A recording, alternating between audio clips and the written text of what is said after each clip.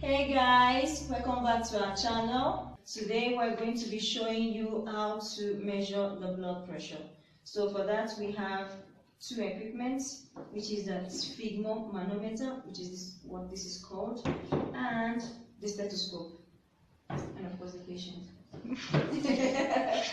Okay, so this video is actually beneficial to people who have a hypertensive family member or a relative living with high blood pressure, and it's also beneficial to those people who go to the hospital for routine checkups. Like, this is how your doctor would take your blood pressure. Before you take your blood pressure, there are some things that you have to take into consideration, right? First of all, you have to be in a calm situation, a calm state of mind where you are not stressed out.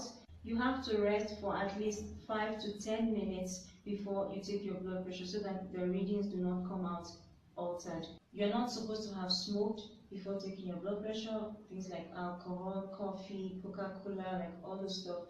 You're not supposed to have taken those things before measuring your blood pressure, because it tends to alter the readings.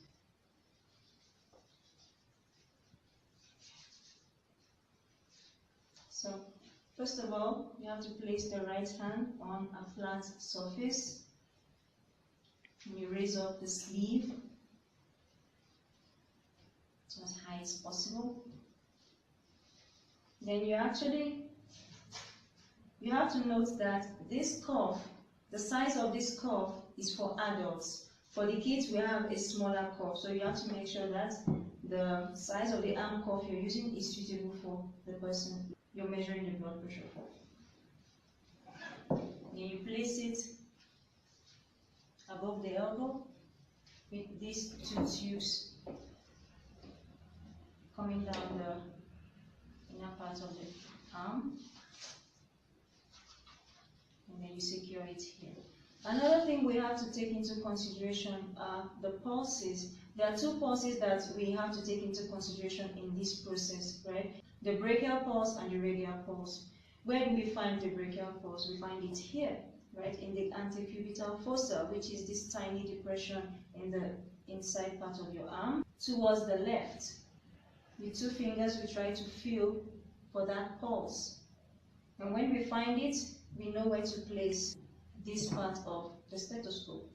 Now, the second pulse is the radial pulse, and we find it in this area. Now, in this area, we have to be very attentive because there are three pulses, and we could easily mistake another pulse for the radial pulse. There's one pulse here, another one in the middle, and another one at the outmost right of the wrist. So this one on the outmost right of the wrist is the one that is called the radial pulse. So we should try to feel for that and be sure that that's actually what we are feeling. So next, after locating the brachial pulse and the radial pulse, we are going to try to look for the approximate systolic blood pressure. Now, if you've been watching our videos, the last two videos, we explained what systolic blood pressure and diastolic blood pressures are. We put our two fingers on the radial pulse and we close this up, turning it clockwise, and we inflate. Now, we have to pay attention to the meter and the reading.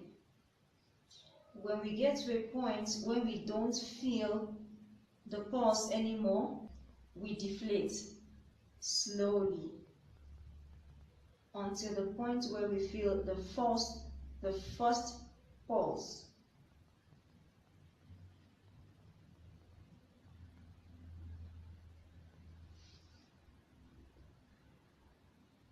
Okay, I felt the first pulse, which is a little bit below 100. So that is her approximate systolic blood pressure. Now, this is actually very important for when we are actually taking the actual blood pressure. It will help us to know to what level we should inflate this.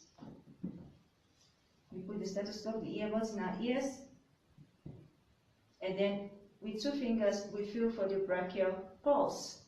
And when we find it, that's where we place this. Then we start to inflate.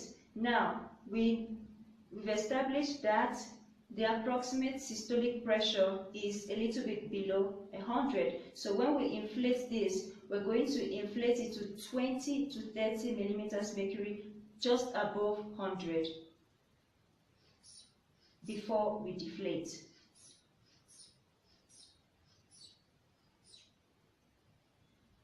Okay, 30 millimeters mercury, just above 100, and we start to deflate slowly by turning this nozzle anti-clockwise, and then we try to listen for the first sound.